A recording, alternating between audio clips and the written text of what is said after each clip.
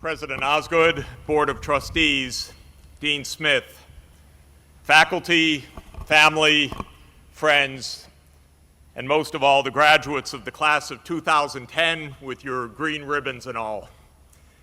I'm thrilled to be with you today to celebrate your graduation, to receive with gratitude and humility an honorary degree, and to share some ideas with you, but especially to touch ground in this place, a revered site in the long history of progressive thinking and action in our country.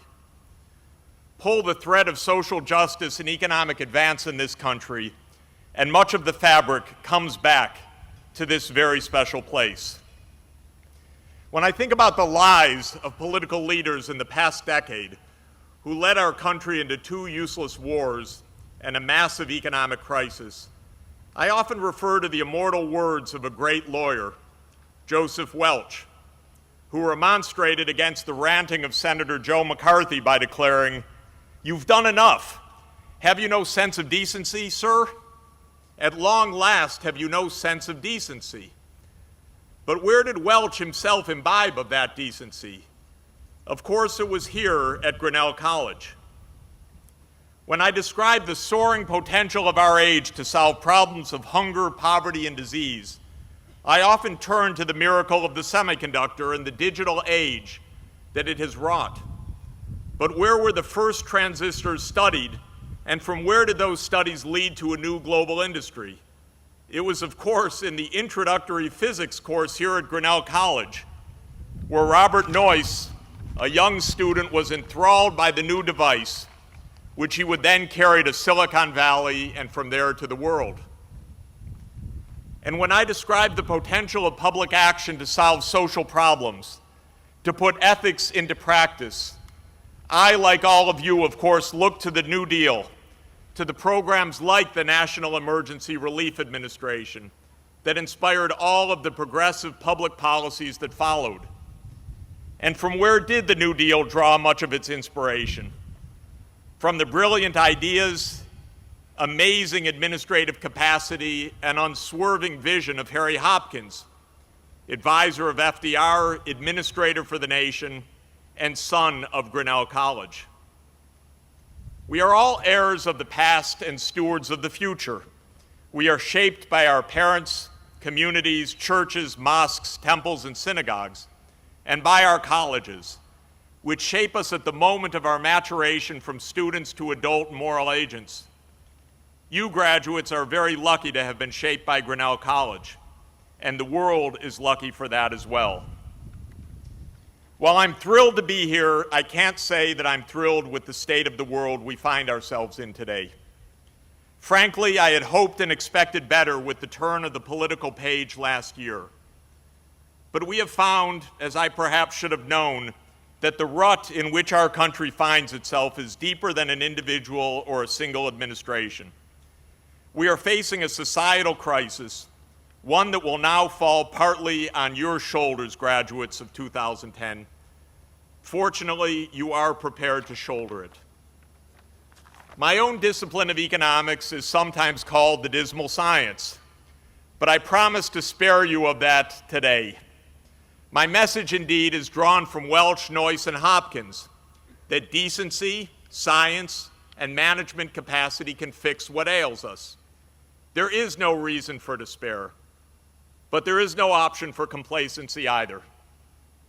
Of course, pessimistic or optimistic as I might be, and optimistic I am, you are free to discount my words fully and form your own judgment. After all, the best recent definition of an economist is a person put on the planet to make astrologers look good. I prefer a slightly older and more elegant formulation, that an economist is a person who, when he or she sees that something works in practice, tries to find whether it works in theory. And that's not quite as silly as it sounds. Because if we can understand the essence of what makes something work in practice, if we can create a sound theory of success, then we can multiply the good, limit the bad, and thereby improve the lot of the world. That, after all, is the challenge of all of us who would combine thinking and action. If we start from that vantage point, there is indeed much to describe that is not working today. You graduates will enter a somewhat frightening job market, though I predict that with your special skills and knowledge, you will find important footholds for your economic future. It is for the millions of your generation without a college degree, whose poverty and circumstances led them to drop out of high school or stop at high school graduation, or required them to withdraw from college in order to pay the family bills, that life will be especially hard. But our worries extend past the economy to the larger society and its very purpose. A massive oil spill threatens the Gulf Coast just a few years after the devastation of Hurricane Katrina. Our national capacity to prevent and to respond to disasters, whether human or natural, or more realistically, a combination of the two, has been shown once again to be sorely wanting. And I shudder to think that Halliburton was instrumental in the current failure. That company has carved an arc of disaster from Iraq to Nigeria to Louisiana, protected time and again by unsavory people in high places.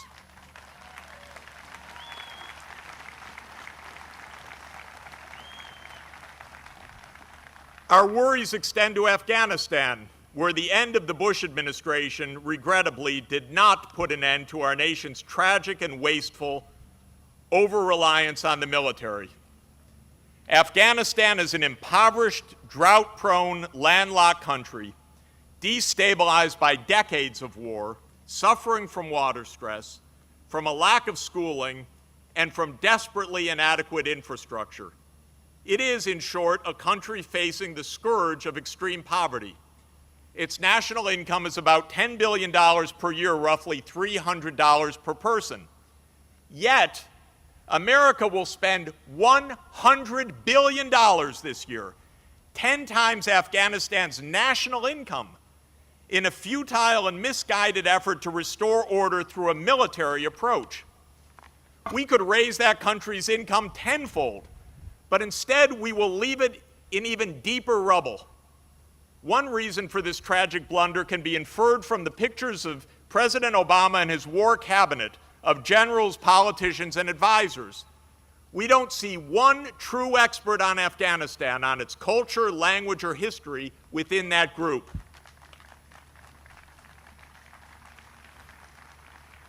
Our worries extend to our public morality, where business leaders publicly defend the right to deceive. Wall Street became a place where Goldman Sachs, and I promise you, no relation to your speaker today, peddled toxic assets to clients while shorting those same assets in its own proprietary trading. Goldman then had the audacity to declare that its clients just have to look after themselves. Caveat emptor, buyer beware indeed. Despite the claims of Goldman's CEO, this is certainly not God's work to me or to the rest of America. But I promised you that I would not be dismal, and I will keep my promise. Not one of these problems is beyond solution. As a country, we have just not been thinking straight. We have been drifting, a combination of greed at the top, confusion in the public, and a political system that has created a corrupt mutualism of politicians and corporate lobbies.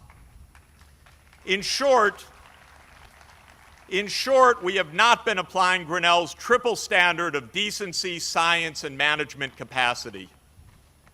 Despite this poor performance in recent years, I side firmly with President John F. Kennedy, who said, "Our problems are man-made, therefore they can be solved by man. And man can be as big as he wants.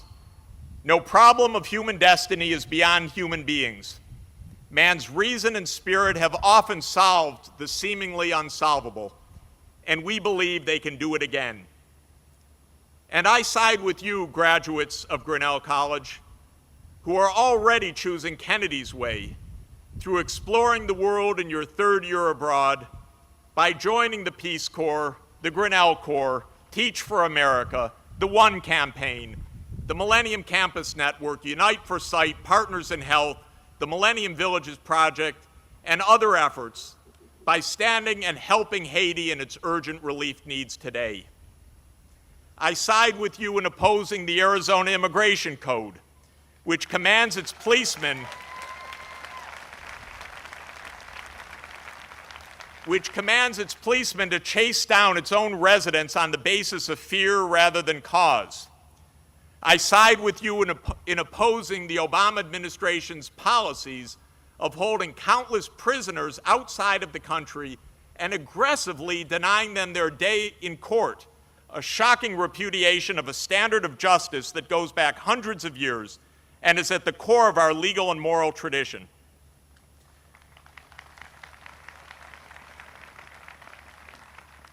We are, graduates of 2010, facing again an age-old battle of two ideas. The first holds that the world is dangerous and hyper-competitive, that we need to take what we can before someone else grabs it, that life is harsh and sometimes even ruthless, that only the tough survive. The other idea holds that humankind is a species of designers, problem solvers, and strivers, that we don't have to accept our follies and our missteps as inevitable. Yes, that human nature is flawed, that we are wired to see the world as us versus them, but that we can know ourselves, and most importantly, recognize our common humanity and thereby aim to do better. I don't deny the need for you and me and for America to be vigilant in the face of threats. But I do deny that we should define the world by its dangers rather than by its opportunities.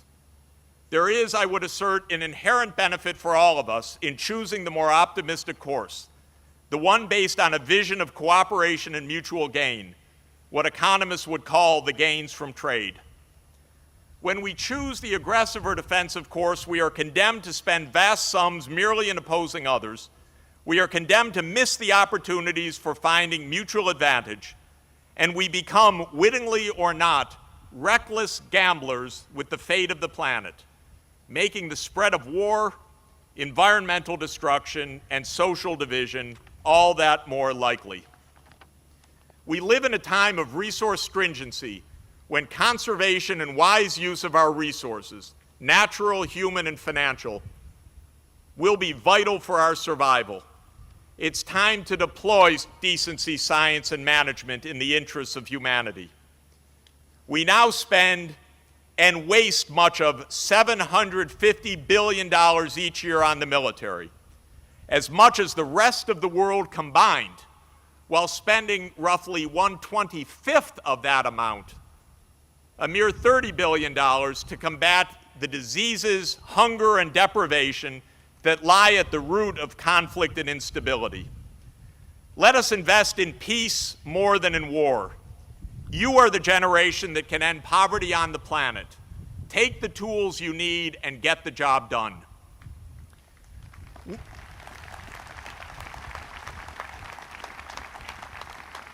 We lose around 10% of our national income each year to crime, and we incarcerate 2 million mostly young and poorly educated young men, yet we refuse to spend even 1% more of our national income in the preschool, Head Start, and other programs that are proven to help poor children to escape from poverty.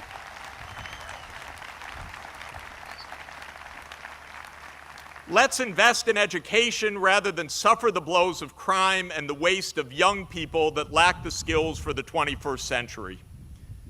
We face a growing swath of ecological disasters as we dig deeper for coal and oil, as we hydrofracture the shale underneath our farms, and convert our food grains to biofuels, and allow greenhouse gases to concentrate ever more dangerously in the air.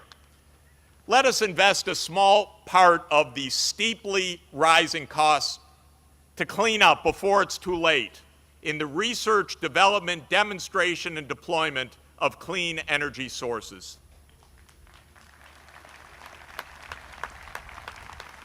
These are ideas and the spirit of social purpose that I ask you, the graduates, to carry forward from Grinnell College today. During your years at Grinnell, you have been part of a revered community seeking the truth, drawing strength from diversity, yet grounded in a common humanity, and founded on the deepest faith that knowledge is power that can be deployed for the common good. Or as Grinnell's mission statement puts it, the college aims to graduate women and men who are prepared in life and work to use their knowledge and their abilities to serve the common good. With the skills and values that you have learned, you are not only empowered to find your own personal way around the dangerous twists and turns we now call the U.S. economy, but also around the challenges that your generation will face and that will define the very future of this planet: the end of poverty, the sustainability of the planet, and the avoidance of conflicts on a crowded earth. You have learned well that we are entering a new era in which the United States is but one of many powers, and in which our fate and that of the world will depend more on our ideas and values than on America's weaponry and military bases. Grinnell's values have helped to guide this country, and through you, they can help to inspire the world. Take your values from Grinnell today: social purpose, community, diversity, management skill, and scientific knowledge, and go forward to show what you can do to improve the world. This is your turn, the great challenge of your generation. Congratulations to you, the graduating class of 2010.